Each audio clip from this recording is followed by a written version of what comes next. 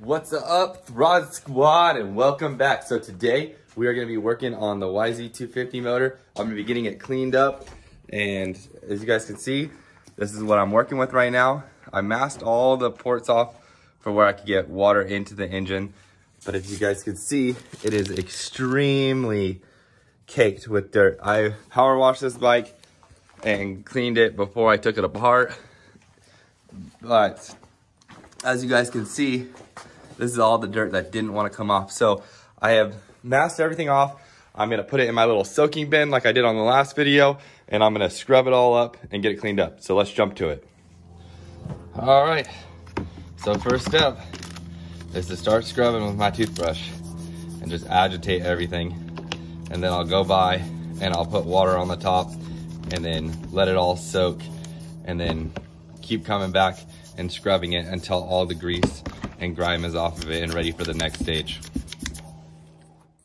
Okay, so now that the motor's all cleaned up, I went in here and scrubbed everything, got all that two-stroke oil grease off of here. So now I'm gonna start taking some parts off to polish, like the water pump, the front valve cover, casing, take the side plastic piece off, and just get in here. I'm gonna take off the reeds, check the reeds out, and see what kind of condition they're in. As you guys can tell, this aluminum, it's got this like dirt caked on right here. So I'm gonna have to come by and I'm gonna polish up all the casings on this whole bike. So I'm just gonna start disassembling a few things right now, so that way I can get working on the outer side of the motor, and then I can work inside and get towards the head and all the casings around here. But overall, I think it looks pretty good so far. But I'm definitely excited that I bought this little workbench right here. So now it finally gives me an area that I can work on.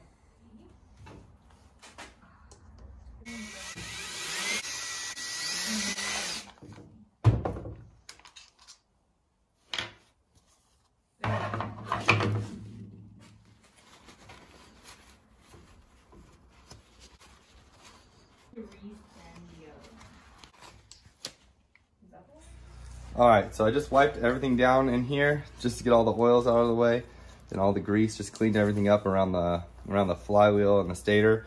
So now what I'm gonna do is I'm just going to be releasing all these hoses I have and the stator wire that goes to like the little CDI box. Okay, now that I have my sanding bit on here, I'm just gonna start sanding on the aluminum and just bringing it out to a brushed finish.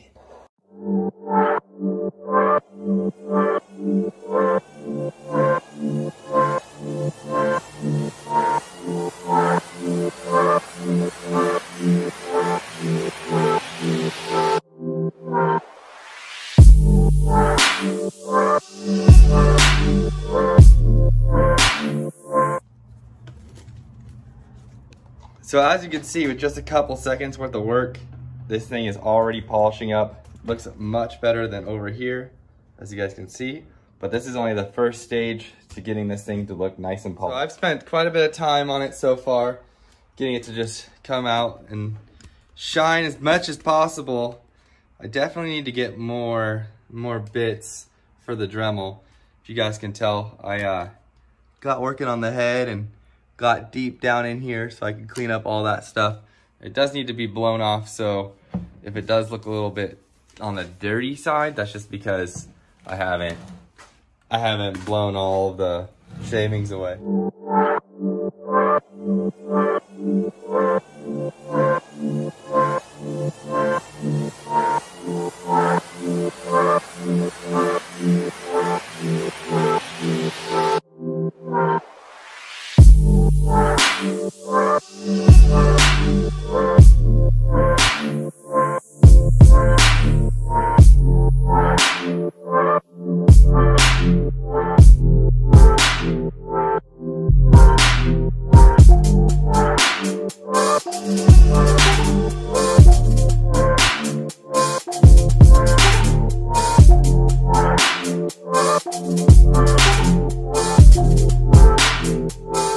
And as you guys can see, that just polished up that whole entire area super nice. So where I was doing like the sanding and the brush look over here, it doesn't look as good as when I was doing it with the with the brass brushes, but that's what I'm here for, is to be the guinea pig so I can tell you guys what looks better. If I would have done it all again, I would have used brass wheels for everything and give it this look right here where it's all shiny versus this where it's kind of scratched up, because now I'm gonna have to go back over this again to get it, to bring it to this kind of look right here. So if I would have just started with this, it would have looked out way better if I would have just done the whole thing. So I just took off the front cover of the engine and I cleaned it all up. Now I'm gonna come over here to my wheel.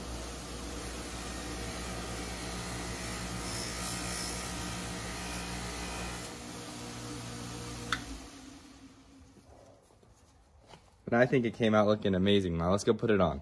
This piece on makes this motor look so much better. All right, and I'm such a little kid on Christmas. I haven't finished polishing this out because I have these poison covers right here and I cannot wait to put them on.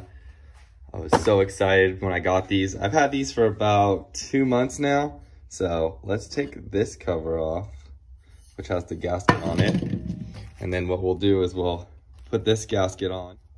All right, so now that I set the gasket on here and got it all lined up, I'm gonna go ahead and grab this. Oh man, it looks so nice. And I'm gonna put it on. Man, that just transforms the look of the motor so much. I'm so excited about it. And it's definitely gonna accent it nice with everything being all polished up. As you guys can see, I mean, it's starting to look really, really nice over here. So let me get this bolted down and we'll get on to the other side and we'll put the other side on. All right, I just had to take a moment to just admire it. It looks so amazing. I can't wait till I get the other side put on. This thing is just coming together so sick. It definitely needs this to be powder coated blue to just offset everything. So as soon as I powder coat the head, I think this whole motor is just gonna look awesome. I may end up powder coating the water pump too, just to give it some accents around the motor. That way it's just not like super polished up. And then the black poison cover. So I definitely want to give it some accents and make it pop, especially because the frame got sent off to get powder coated and I definitely want the motor to stand out on this bike. Swap the plastic piece out. The reason why I originally bought these was because I wanted to get rid of the plastic on this side, but they were 2 for $130. So I just had to take the deal and had to get both. Because originally I was going to take the other side, I was going to powder coat it and make it look really cool myself. But since with this being plastic, I figured, hey, I'm just going to spend 130 bucks to get both sides and make it look amazing. All right, so here's the motor all wiped down and cleaned up. And this is how I'm going to leave it for tonight. I got both side poison cases on and this thing is looking amazing. I am so excited about it. I mean, it's been a whole day process.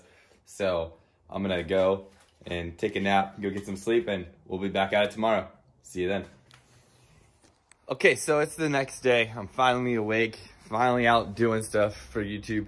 And I just want to show you guys what the motor looks like right now. As of right now, I mean, this motor looks amazing.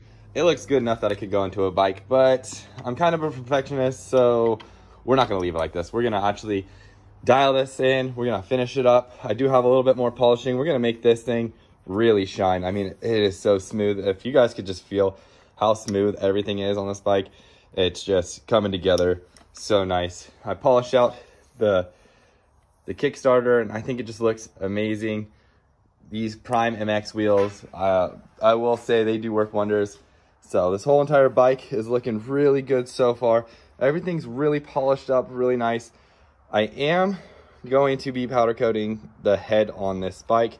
I just haven't decided when I'm gonna powder coat it, if I'm powder coating it today, tomorrow, however it works. I have everything I need now. I just bought an air compressor, so finally I'm gonna be able to start doing some powder coat stuff. But just take a look at just how nice this whole entire bike so far is coming together. I do need to finish polishing out a few things and just doing the last final touch up on it, but I'm not gonna bore everyone with.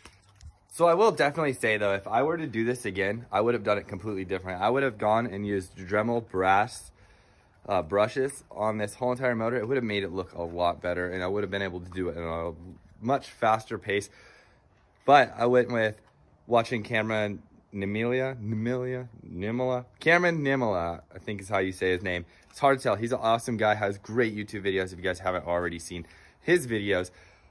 But what I ended up using was like the Scotch-Brite pads that he sells on his website. I did buy those other pads from Cameron Niemela, and they work amazing. They work great. I'm gonna say they're a fantastic product, but this kind of gives it a scratched look to it, where when I noticed when I was using the brass brushes, it gave it a much bigger shine. If you guys could tell, most of the stuff up here I did with the brass and in the edges and the corners, and down here I used with the Scotch-Brite pads. But let's get a really close in look with it so you guys can see the difference.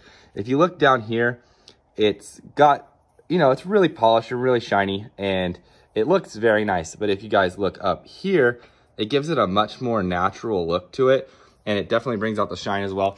So I guess you could do it either way.